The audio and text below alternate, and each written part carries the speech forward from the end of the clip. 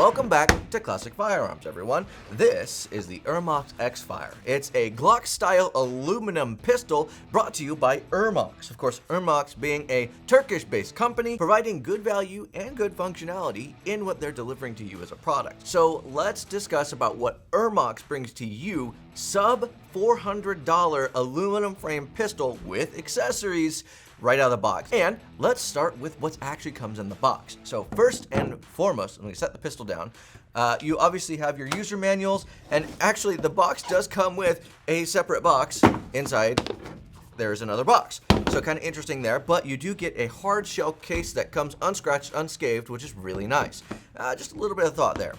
You also get replacement grips, which we'll get to how the grips feel in a second, but you get replacement red grips. So if you're a fan of black and red on your firearms, this is going to be great. If not, you can stick with the black ones and you'll be just as stealthy as ever. You also are going to get 2 magazines in the box. I'm going to take one out, for example, and you get a toolkit. So a little bit of a toolkit, so if you need to take it apart, if you need to work on it at all, you can do so.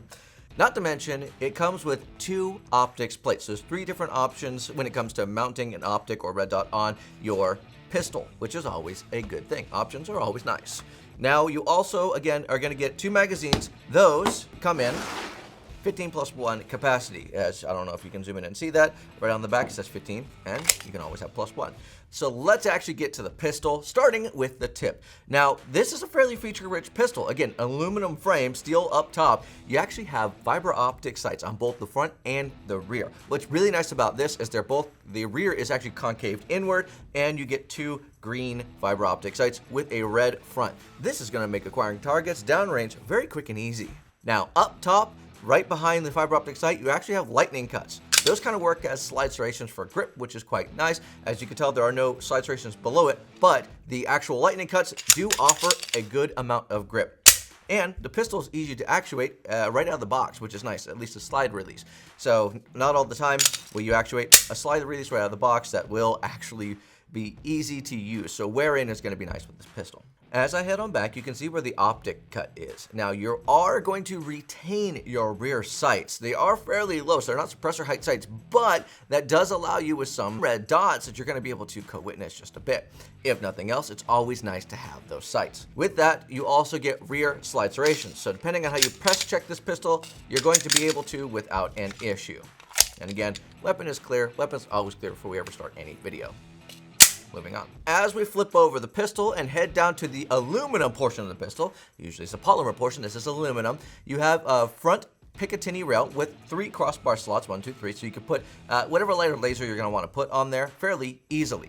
You also are going to get, again, an aluminum trigger guard. It is squared on the outside, slightly squared, ovalish, more like a squircle, like a square circle, rounded on the edges with kind of a squarish shape on the outside with a bit of a finger groove on the edge of that trigger guard. So the trigger itself, you can see that there is a trigger safety right here. That trigger safety does have what feels maybe like a half a pound that you have to depress. And then as you pull back, you can feel that's about maybe a 2 to 3 pound pull to get to that wall, and then another 2 pounds on top of that to get that break. It is a clean and crisp break. Let me let you hear it for yourself. So reset and then break.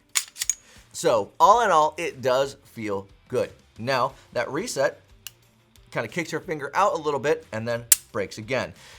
For a value-centric pistol like this Ermox, that is a really good trigger for the price. On that same side of the pistol, you can see that we also have that slide release that I mentioned earlier. It's nice and flush, so if you do want to carry this pistol, it's not going to gouge into you or anything like that, or protrude out from the side too much. You also have the takedown lever right here, which you pull. There's one on either side, so you have a little knob or a little circle with a little bit of texturing on it. On either side, you pull down and the pistol will come apart. That's how you're going to clean it and maintain it, for those of you who may be wondering. As well, it looks like that same knob was used for the mag release. That mag release does protrude out right to where that grip meets it, actually a little bit past that grip. What's nice about that is it does make that mag release very easy to actuate. You're not going to miss that mag release at all, which is quite nice, but it is also close enough to your grip to where you're not going to accidentally depress it. I'm pushing in with your hand. Now, everybody's hand size is a little bit different, so your mileage may vary on that one. My hands are a little bit on the smaller side. Now, down to the grip. The grips themselves are moderately aggressively textured with a kind of horizontal line on both the front and back texturing. So as you can see that right there, and then on the back side as well, you can see that right there. All in all, the grip feels big. It feels a little bit on the wide side, so those of you with bigger hands are gonna feel very comfortable with this, but even me with smaller hands, I'm able to get on this trigger and very comfortable grip with this particular pistol. So do keep that in mind.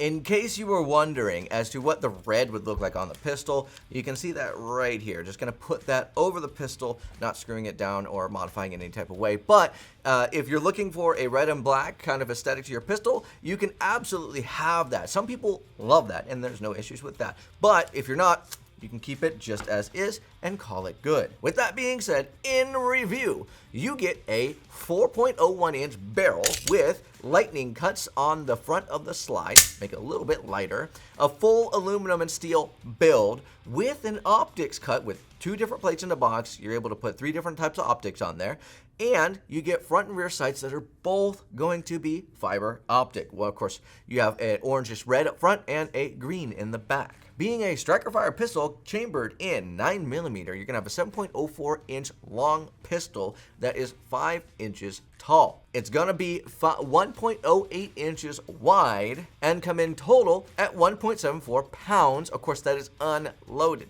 A little bit on the heavier side, but that's because of the aluminum frame. So trade off there, a little bit of weight. I do like that they managed to keep the pistol fairly thin, so if you wanted to conceal carry it, you can absolutely do that and run this pistol for every day. Official weight of that trigger pull is going to be 5.51, so I wasn't terribly far off with the initial 2, adding on another 2 to 3. I felt pretty good on that prediction there. So if you have any experiences with the Ermox XFIRE, please leave a review down below. Do you use the red grips? I would love to know. That is all I have for you today. God bless. Stay safe. It is time to end. Now let's go shoot.